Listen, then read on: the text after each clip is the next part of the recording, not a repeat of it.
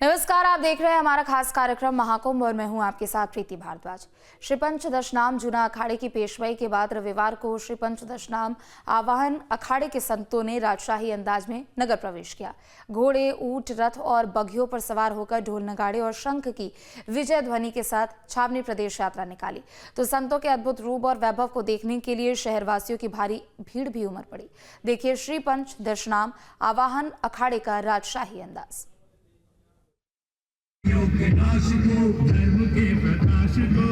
लाठी और तलवार लहराते नागा साधु,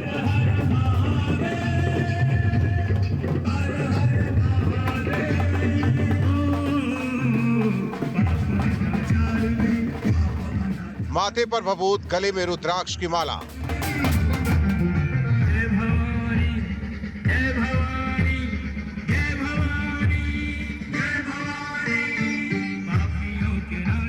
जब घोड़े और बग्घी पर सवार हुए संत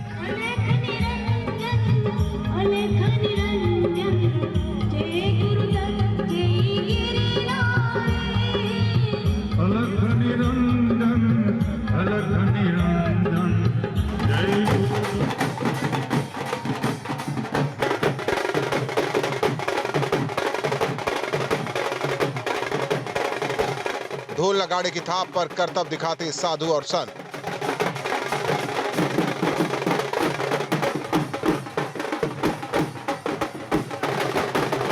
पीछे पीछे डीजे और भक्ति गीतों की गूंज।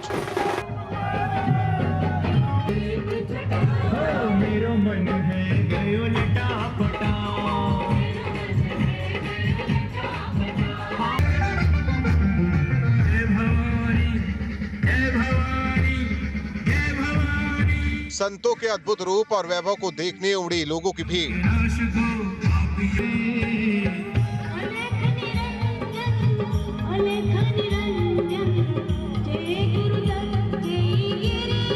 सड़क के दोनों किनारे पुलिस का जबरदस्त पहरा।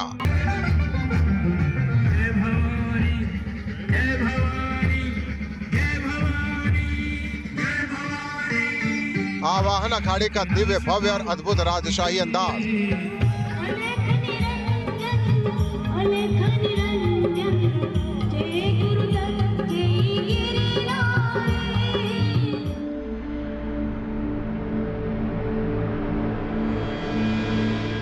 संगम की मखमली रेत पर नागाओं और संतों का प्रवेश जारी है।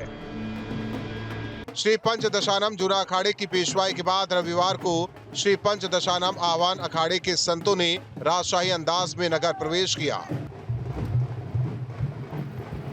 आवाहन अखाड़ा की छावनी प्रवेश के लिए साधु संत मेरा क्षेत्र की ओर जा रहे हैं।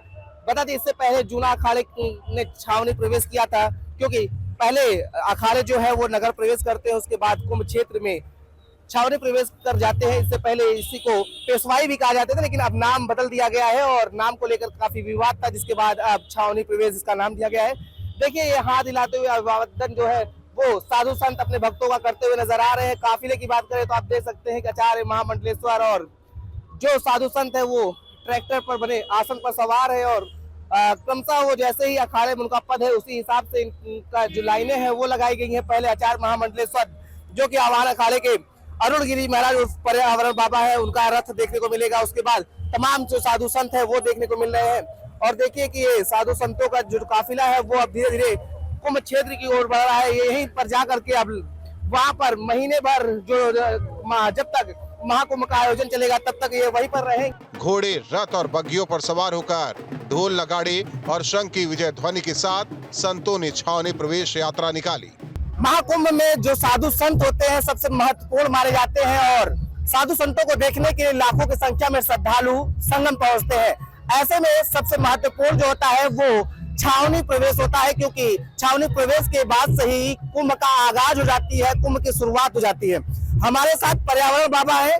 पर्यावरण बाबा को आपने देखा ही होगा, लगातार पर्यावरण को लेकर के जागरूक करते रहते हैं। लेकिन आज सवाल छावनी प्रवेश के लोगों को कितना भव्य ये कार्यक्रम है। और सबसे पहली बात खास ये हो जा रहा है क्योंकि आपके सानिध्य में पहली बार हो रहा है, पहला ये महाकुंभ जो है वो आयोजित हो रहा है और छावनी प्रवेश भी हो रही है। देखिए, आज श्री पंचदशनाम आवाहन अखाड़े का छावनी प्रवेश है। सभी नागा सन्यासी संत और महामंडलेश्वर और श्री महंत सभी लोग इस शोभा यात्रा में हैं। अद्भुत दृश्य है, अद्भुत। देवता भी इस दृश्य को देख रहे हैं और हमारे देवता बेला क्षेत्र में आज प्रवेश हो रहे हैं। तो हमारे जो नागा सन्यासी हैं आज से वही कल्पवास करने लगे हैं बेला क्षेत्र में सभी। संतों के अद्भुत रूप और वैभव को देखने के लिए सड़कों के दोनों किनारों पर शहर वासियों की भारी भीड़ जमा रही। कुछ इस अंदाज में महाकुंभ 2025 के लिए पंचदशानम आवाहन अखाड़े ने प्रवेश किया तो हर कोई अभिभूत हो गया।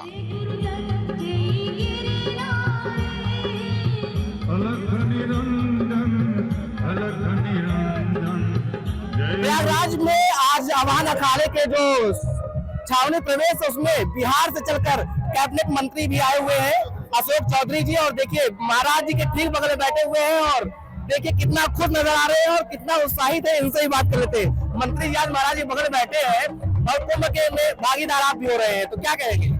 ये सौभाग्य है, गुरु जी ने आग्रह किया आने के लिए। आज आवाहन पीठाधीश्वर का पेशवाई छावनी प्रवेश है, नगर प्रवेश कहा जा सकता है। आज से कुंभ का आगाज हो रहा है इस अखाड़े का और गुरु जी का प्यार और सानिध्य लंबे समय से हमको मिलता रहा है। मेरा सौभाग्य है कि गुरु जी ने मुझे बुलाया है और अपने समीप उन्होंने जगह दिया है, बैठाया है। मेरे पूर्व जन्म का कर्म होगा। प्रयागराज तो तीर्थ है, संगम है। 12 साल बाद फिर महाकुंभ लग रहा है, तो पूरे सनातन धर्म के प्रति जो श्रद्धा और प्रेम और आदर का भाव रखते हैं वो निश्चित रूप से आना चाहते हैं और इस कुंभ स्नान करना चाहते हैं। तो मैं समझता हूँ कि एक बड़ा दिन है सबके लिए और महाकुंभ का आगाज हो रहा है। उस आगाज में हम भी शामिल हैं, हमें प्रसन्नता है। मैं अपने आप को सौभाग्यशाली मानता हूँ। भावुक भी लग रहे हैं आप। निश्चित रूप से बड़ा दिन है। रास्ते में साधु संत भाला, त्रिशूल और तलवार के साथ करतब दिखाते हुए चल रहे थे। डीजे और बाजा की धुन पर संतों ने जमकर नृत्य किया। शरीर पर भस्म के साथ चंदन और बबूत तिलक लगाकर साधु संतों का जत्था हर हर महादेव के गगनभेदी नारों के साथ आगे बढ़ रहा था। तमाम जटाजूट संत छावनी यात्रा में आकर्षण का मुख्य केंद्र रहे।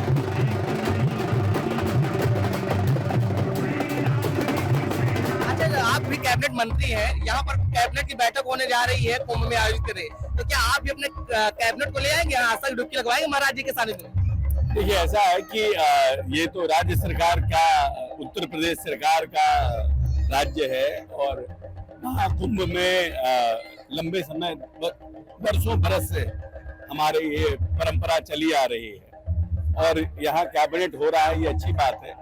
और इससे इस महाकुंभ पर्व के प्रति सरकार की जो भावना है वो झलकती है कि कितना संवेदनशील सरकार है इस महाकुंभ के लिए। तो हम इसके लिए योगी जी को साधुवाद देते हैं।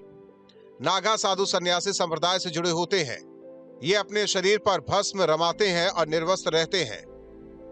इनका उद्देश्य सांसारिक मोहमाया से दूर रहकर ईश्वर की साधना करना होता है। नागा साधु बनने की प्रक्रिया काफी चुनौती भरी होती है। नागा साधु बनने के लिए व्यक्ति को दीक्षा प्रक्रिया से गुजरना पड़ता है। अखाड़ा समिति ये देखती है कि व्यक्ति नागा साधु की दीक्षा प्राप्त करने योग्य है या नहीं। चयन होने के बाद ये प्रक्रिया करीब 12 साल की होती है। दीक्षा के दौरान साधकों को काफी कठोर तप और संयम का पालन करना होता है। आखिरी चरण में उन्हें शाही स्नान के दौरान नागा साधुओं के अखाड़े में शामिल किया जाता है। नागा साधु अपने शरीर पर कपड़े इसलिए नहीं पहनते क्योंकि वो वस्त्रों को सांसारिक जीवन और आडंबर मानते हैं। बड़ी बात यह है कि नागा साधु सोने के लिए बिस्तर का भी इस्तेमाल नहीं करते। महाकुंभ में लाखों संत और अखाड़े शामिल होते हैं। संतों की पेशवाई विशेष आकर्षण का केंद्र होती है। इसमें साधु संत अपने अखाड़ों से भव्य शोभा यात्रा लेकर निकलते हैं। पेशवाई में अखाड़ों के नागा साधु और उनके तमाम अनुयायी शामिल होते हैं। ये शोभा यात्रा बैंड बाजे, हाथी घोड़े और सजाए गए रथों पर निकाली जाती है। इन रथों पर सम्मानित गुरु या संत विराजमान होते हैं। इनके भक्त और अनुयायी पैदल साथ चलते हैं। इस आयोजन को अखाड़ों का वैभव, अनुशासन और शक्ति का प्रदर्शन माना जाता है। इसके अलावा महाकुंभ में शाही स्नान का बड़ा महत्व है। इसे राजयोग स्नान भी कहते हैं। शाही स्नान के दौरान विभिन्न अखाड़ों के साधु संत और नागा साधु सबसे पहले स्नान करते हैं। उनके स्नान के बाद आम श्रद्धालु संगम में डुबकी लगाते हैं। संगम के पावन तट पर शुरू हो रहे दुनिया के सबसे बड़े महाकुंभ की महातैयारियां तकरीबन पूरी हो चुकी हैं, जो बेहद खास हैं। संगम नगरी की पूरी सूरत तक बदल गई है। कोटि कोटि श्रद्धालुओं से पवित्र तीर्थ स्थली की ये भूमि पट जाएगी। कहते हैं संगम में एक डुबकी सभी मनोरथों को पूरा कर देती है और सारे तीर्थ का पुण्य मिल जाता है। इस बार प्रयागराज में 12 साल के बाद महाकुंभ का आयोजन हो रहा है। देश विदेश से करीब 40 करोड़ भक्तों के कुंभ में आने की संभावना जताई जा रही है।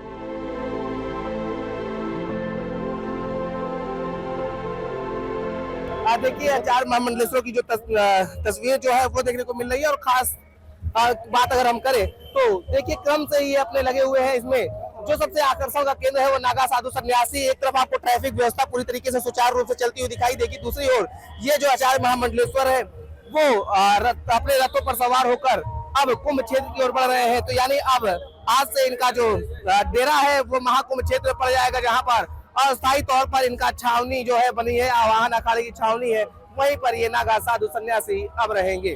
प्रयागराज से न्यूज स्टेट उत्तर प्रदेश।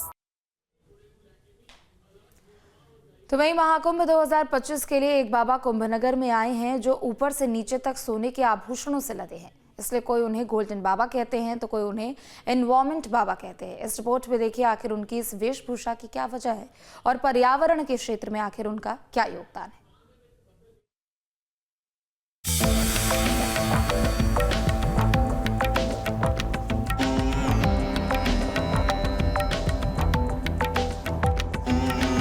साल 2025 में 13 जनवरी से लगने वाले दुनिया के सबसे बड़े आध्यात्मिक और धार्मिक मेले में अब कई नामी गिरामी बाबा पहुंच चुके हैं।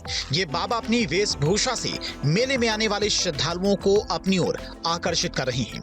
इन बाबाओं में शामिल एक ऐसे बाबा हैं जो हाथों में सोने के कंगन और हीरे से जड़ी घड़ी पहने और ऊपर से नीचे तक सोने से लदे। उनका सोने का चश्मा लग्जरी गाड़ियों से चलते हैं और लोग उन्हें पर्यावरण बाबा के नाम से जानते हैं। लेकिन उनकी इतनी पहचान नहीं, धर्म और आध्यात्मिक क्षेत्र में उनका बड़ा नाम है।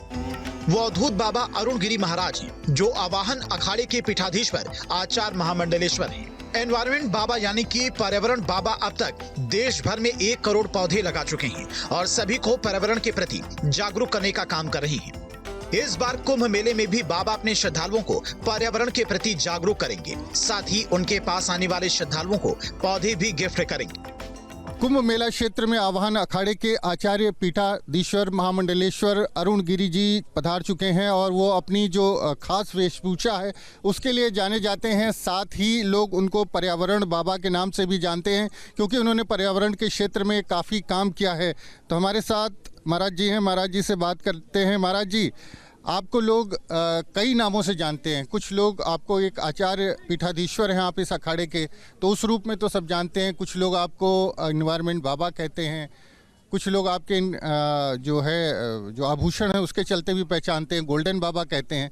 आखिर क्या कहें हम आपको? अब मनुष्य अपने भावों से अच्छे ढंग से जिसको जो सुंदर लगता है उसी भाव से पुकारते हैं। वैसे हमने इन्वायरमेंट पे ही काम करता हूँ। पूरा विश्व मुझे इन्वायरमेंट बाबा के नाम से ही जानता है और पुकारता भी है। और बाकी भाव में आदमी जैसे पुकारते हैं, उनके अपने भाव, उनके भावों को स्वागत है। अरुण गिरी महाराज पायलट बाबा के शिष्य हैं। ये बाबा हर समय सोने के गहनों से लदे रहते हैं। 10 तरह के रत्न से जुड़ी कीमती अंगूठियां पहनते हैं और चांदी का एक धर्म दंड रखते हैं। हाथ में सोने की कई कड़े और बाजूबंद हैं। इसके अलावा स्टफिक और क्रिस्टल की मालाएं भी धारण किए हुए हैं। मेरा एक नारा है, यज्ञ ही जीवन है, जीवन ही यज्ञ है। सांसें हो रही हैं कम, आओ पेड़ लगाए हम। 2010 से मैं पूरे विश्व में प्रचार प्रसार इस नारे के साथ करता हूँ। यज्ञ करता हूँ और पर्यावरण में वृक्षारोपण भी करता हूँ। यज्ञ से करने से पर्यावरण शुद्ध होता है। एक आहुति और घृत गाय के से डाला जाए तो 1 टन ऑक्सीजन शुद्ध होता है। तो मनुष्य को प्राचीन काल में आप देखे होंगे कि आदमी 100 साल तक जीता था और सुविधाएं कुछ नहीं थी, लेकिन गांव-गांव घर-घर में यज्ञ आदि अनुष्ठान हुआ करते थे। ये उसी की देन थी। आज सुविधा बहुत हो गई, लेकिन सबका जीवन दुविधा में हो गया है रहते हुए, ठीक ना। सबकी सांसें कम हो रही है, न इन्वायरमेंट शुद्ध है और न घरों में यज्ञ हो रहा है। तो यज्ञ ही जीवन है, जीवन ही यज्ञ है। सांसें हो रही हैं कम, आओ पेड़ लगाएं हम। सभी लोग यज्ञ करें, वृक्षारोपण करें। और मैंने एक नारा और दिया हूँ, जो जन्मदिन मनाते हैं तो उसके आगे, जन्मदिन के आगे कुछ और जोड़ के मनाई। क्या? जन्म पर्यावरण दिवस। अरुण गिरी महाराज उर्फ पर्यावरण बाबा इस बार एक मकसद लेकर कुंभ मेले में पहुंचे हैं। उनका यह मकसद है कि इस बार महाकुंभ में लोगों को पर्यावरण के प्रति जागरूक किया जाएगा, जहां पर महाकुंभ में तमाम साधु संत लोगों को आध्यात्म से जुड़ी कहानी, किस्से और कथाएं सुनाते नजर आएंगे। तो अरुण गिरी महाराज पर्यावरण से जुड़ी महत्वपूर्ण बातें और रहस्य बताएंगे। इससे पहले एनवायरमेंट बाबा कई हजार पेड़ लगा चुके हैं और पर्यावरण बाबा ने इस बार महाकुंभ में 51,000 फलदार पेड़ बांटने का संकल्प लिया है। उनका कहना है कि आओ पेड़ लगाएं, जीवन बचाएं। करोड़ों वृक्ष हमारे साथ, हमारे सहयोगी, हमारे अनुयायी और हमारे बच्चों को सुनकर लोगों ने अपने जन्मदिनों पर तमाम स्थानों पर लगाते रहते हैं। हमारी एक यात्रा थी वैष्णो देवी से कन्याकुमारी तक पद यात्रा 2016 में। हम 6.5 महीने पद यात्रा किए थे। उस समय देश में लगभग 27 लाख वृक्ष लोगों ने लगाया था, सभी लोगों ने मिल करके। और फिर एक बड़ा अभियान कुंभ के बाद छेड़ने वाले हूँ यज्ञ पर, पर्यावरण पर, क्योंकि जब पर्यावरण शुद्ध होगा तभी यह देश का और मनुष्य का दशा दिशा भी शुद्ध होगा। ऐसा नहीं है कि आप पहाड़ में चले जाते हैं कि मेरा मन लग गया और घर में लोग बोलते हैं कि मेरा मन नहीं लग रहा है, तो ऐसा नहीं है कि आत्मा वहाँ दूसरी हो जाती है। वह पर्यावरण का फर्क है। जहाँ पर्यावरण वातावरण शुद्ध में मनुष्य जाता है तो कहता है 2-4 दिन और हिमालय में, उत्तराखंड के पहाड़ियों में हम रह लिया जाए। वह प्रकृति का स्वभाव है। प्रकृति की सुंदरता जो है पेड़ पौधे हैं। पर्यावरण को ध्यान में रखते हुए प्लास्टिक के उपयोग को कम करने के लिए बायोडिग्रेडेबल सामग्री जैसे दोना पत्ता को बढ़ावा दिया जा रहा है। प्लास्टिक मुक्त कुंभ बनाने की कोशिश की जा रही है और महाकुंभ का ये नया रूप न केवल श्रद्धालुओं की आस्था को मजबूती देगा बल्कि पर्यावरण संरक्षण का महत्वपूर्ण संदेश भी देगा। वहीं एनवायरमेंट बाबा महाकुंभ 2025 में पर्यावरण के प्रति जागरूकता फैलाएंगे। अरुण गिरी महाराज अपने से पहनावे और अंदाज के लिए लोगों के बीच में खासा आकर्षण का केंद्र बने हुए हैं। प्रतिनिधि हैं और सनातन में प्रकृति पूजा का विधान रहा है, प्रकृति पूजा का ही एक तरह से धर्म है, तो महाराज उसी का प्रचार प्रसार कर रहे हैं और अपने वेशभूषा के जरिए भी वो एक संदेश दे रहे हैं कि जो उनके इष्ट देव हैं, जिनकी वो पूजा करते हैं, उन्होंने जो धन संपदा, जो धन दौलत उनको दी है वो दूसरे लोगों को भी मिल सकती है, लेकिन उनकी तरह वो दूसरों की भलाई के बारे में सोचे, दुनिया की भलाई के बारे में सोचे और साथ ही पर्यावरण के लिए कुछ काम करे। प्रयागराज से वीडियो जर्नलिस्ट विजेंद्र कुमार के साथ Manvendra Pratap Singh, news state, Uttar Pradesh. News nation अब व्हाट्सएप पर खबरों के ताजा अपडेट के लिए न्यूज नेशन के इस QR कोड को स्कैन करें।